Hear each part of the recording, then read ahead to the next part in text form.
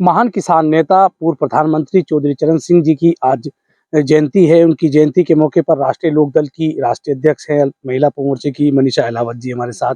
आज उनकी जयंती है। किस तरह देखती है चौधरी चरण सिंह किस कद के नेता थे? देखिए, हमारे देश के 5वें प्रधानमंत्री थे और एक मामूली किसान के यहाँ पैदा हुए थे। तो अपने आप में वो एक चमत्कार था कि एक किसान, गरीब किसान के यहाँ पैदा हुआ एक कोई इंसान और वो प्रधानमंत्री पद तक पहुँच पाया। तो मैं मानती हूँ अपने आप में वो एक चमत्कार था।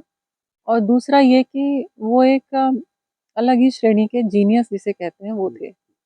हम उन्हें एक किसान नेता के तरह जानते हैं, लेकिन वो एक अर्थशास्त्री भी थे और बहुत ही अव्वल दर्जे के, क्योंकि वो अर्थशास्त्र कृषि से जोड़ के उन्होंने लाए, उनकी जो नीतियाँ थी। और एक कृषि पे निर्भर जो देश है, उसकी अर्थव्यवस्था कैसे आगे बढ़े, ये उनकी नीतियों में झलकता है। उन्होंने सामाजिक न्याय की जो शुरुआत करी। मैं वो कह रहा था क्योंकि चौधरी चरण सिंह जी उत्तर प्रदेश के मुख्यमंत्री रहे, देश के गृह मंत्री भी रहे, फिर प्रधानमंत्री भी रहे। कौन से उनके बड़े फैसले हैं जो आज तक किसान उनको याद करते हैं और उनका कद इतना ऊंचा कि किसान नेताओं के तौर पर उनकी भरपाई आज तक कोई नहीं कर पाया? देखिए, सबसे मैं संक्षेप में 3-4 ऐसी चीज़ें बताती हूँ पॉइंट में। जो सबसे पहले तो भूमि सुधार और ज़मींदारी उन्मूलन जो कानून था, वो लेकर आए थे, जिससे ज़मींदारा खत्म हुआ, गरीब किसान के नाम पे पट्टे आए। और दूसरा नहीं, हम नाबार्ड। अभी जमींदारी उन्मूलन की बात करेंगे। जिस समय जमींदारी उन्मूलन का कानून आया, उस समय बड़े-बड़े जो लोग थे, बहुत सारी ज़मीनें उनके पास थी। गरीब के लोगों के पास ज़मीनें नहीं थी। लेकिन उनके फैसले से गरीब लोगों को ज़मीन मिली, खेती-किसानी मिली। उसका क्या लाभ आज तक उन किसानों को मिलता है? अ, देखिए, जब आपके नाम पर एक या अगर आपके नाम ज़मीन नहीं है, तो आप मज़दूर हैं। तो उन्होंने कितने मज़दूरों को किसान बनाया। किसान मतलब जो अपनी ज़मीन का मालिक है। तो इसका सिर्फ़ आप आर्थिक लाभ मत देखिए, इसका एक सामाजिक लाभ भी है कि आप अपनी ज़मीन के मालिक जब बनते हैं, तो एक अलग तरह का आत्मविश्वास आता है। तो वो सामाजिक न्याय की शुरुआत हुई, जिसको वेल्थ रीडिस्ट्रीब्यूशन, यानी कि जो एक अमीर और गरीब की खाई बाँटने का काम वहाँ से शुरू हुआ। आर्थिक ही नहीं, सामाजिक तौर पर भी। और दूसरा मैं कहूँगी, अगर उसको आपको बहुत दूरगामी लाभ देखने हैं, जो आज मैं हालाँकि एक तरह से लाभ नहीं मानती हूँ उसको, मुझे लगता है कि आज हमारी नीति ऐसी पूँजीवाद आधारित हो गई हैं कि किसानी एक घाटे का सौदा हो गया है। और इसी वजह से किसान अपनी ज़मीन बेचने पे मजबूर हो रहा है। लेकिन ज़मीन की कीमत बढ़ गई है, क्योंकि अब और कुछ तो बचा नहीं। देखिए, जब कुछ नहीं बचता तभी आप अपनी ज़मीन बेचते हैं, है ना? तो आज अगर किसी को और कोई और अवसर होते व्यवसाय के, नौकरी के, तो ज़मीनें ना बिकती। आज कुछ लोग खुश हो रहे हैं कि मुआवज़ा मिल रहा है, तो आपकी ज़मीन में आपको 3-4 गुना मुआवज़ा मिल गया। वो भी इसीलिए तो मिल पाया क्योंकि ज़मीन आपके नाम थी। वो तो इसका भी कहीं न कहीं आप मानती हैं कि चौधरी चरण सिंह की। बिल्कुल, बिल्कुल मैं यही मानती हूँ। जब तक आप ज़मीन के मालिक नहीं थे, ना तो आपको फसल मिलती, ना आपको मुआवज़ा मिलता। तो ये दोनों चीज़ आपके पास आईं। आप देखिए, अच्छा दूसरा हम इधर ही देख लें। जब उन्होंने ज़मीनें दिलवा दी, आप अपनी ज़मीन के मालिक बन गए। उसके बाद चौधरी अजीत सिंह जी ने मिलें लगवा दी, है ना? औद्योगिक नीति वो लेकर आए थे। तो जब मिलें लग गई तो इस क्षेत्र में समृद्धि आई, बड़े-बड़े घर बन गए आज लोगों के। और कई लोगों ने उसी पैसे को शिक्षा में लगाया। तो मैं कई ऐसे लोगों को जानती हूँ जो गाँव में पले, लेकिन उनके दिल्ली यूनिवर्सिटी में गए, पीएचडी भी कर रहे हैं। और वो कहते हैं, हम इसलिए कर पाए क्योंकि हमारा गन्ने का रेट इतना बढ़ गया था। उन्होंने गन्ने का रेट कई गुना बढ़ा दिया तो था। आज चौधरी चरण सिंह जी की जयंती है। कौन से जी। ऐसे संस्मरण हैं, कुछ उनके फैसले, कुछ उनकी यादें जो आप हमारे साथ शेयर करेंगी? देखिए, मैं तो उस दुर्भाग्य नहीं, मानती हूँ सुना कि मैं सुनते उस समय सुनते नहीं रहेंगे। थी। हाँ। लेकिन इन महापुरुषों के बारे में सुन ही पाते हैं। तो अभी मैं कहीं बैठी थी, तो उनके समय के ही थे कोई पुराने तो उन्होंने किस्सा बताया। तो उन्होंने कहा चौधरी साहब की एक आदत थी कि गर्मियों में आते थे अपना कहीं से आए अपना घर, तो अपना कुर्ता उतार के कील पे टाँगते थे, अपना बैठकर काम में लग जाते थे। तो वो आए और अपना कुर्ता उन्होंने ऊपर टाँगा तो जो उनकी धर्मपत्नी थी चौधराइन, उन्होंने कूलर ऑन कर दिया। तो ठंड लगी उन्हें, तो उन्होंने कहा चौधराइन ने कि चाय-वाय लेकर आती हूँ मैं।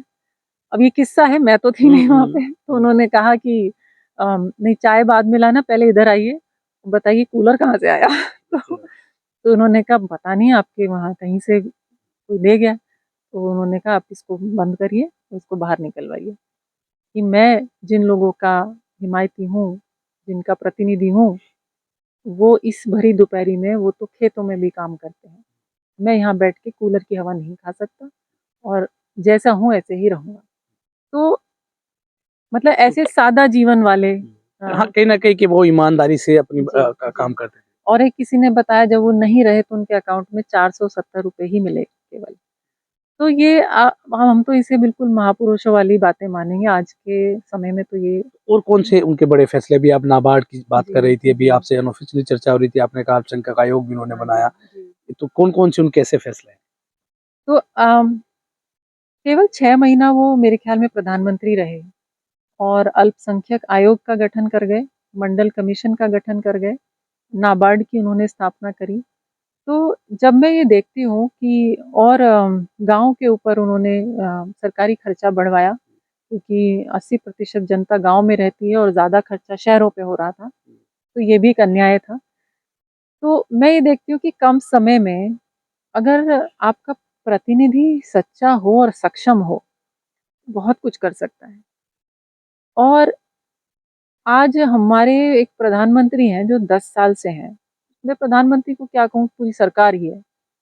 10 साल से हैं और बार-बार कह रहे हैं कि हम दुगनी आय करने वाले हैं। पर मुझे लगता है उनको आता नहीं है, वो सक्षम नहीं है पहली बात तो।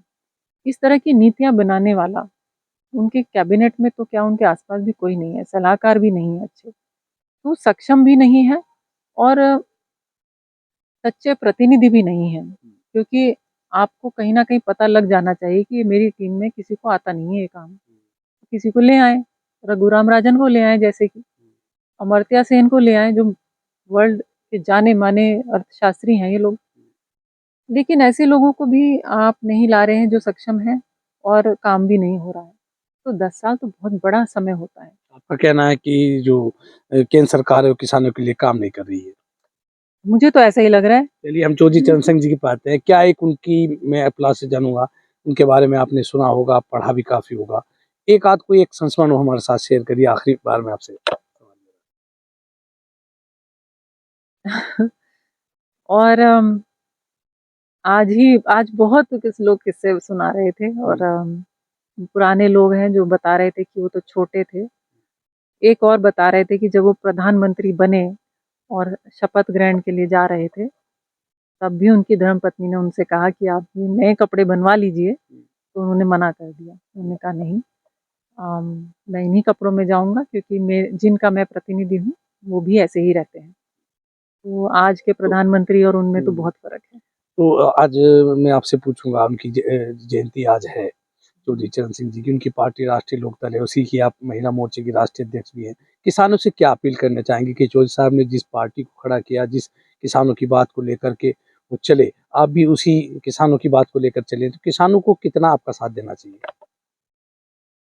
आपकी पार्टी किसान का? हमारा साथ देंगे तो तभी हम उनका साथ दे पाएँगे। जैसा कि मैंने कहा, आपको अपना प्रतिनिधि बहुत सोच समझ के चुनना चाहिए।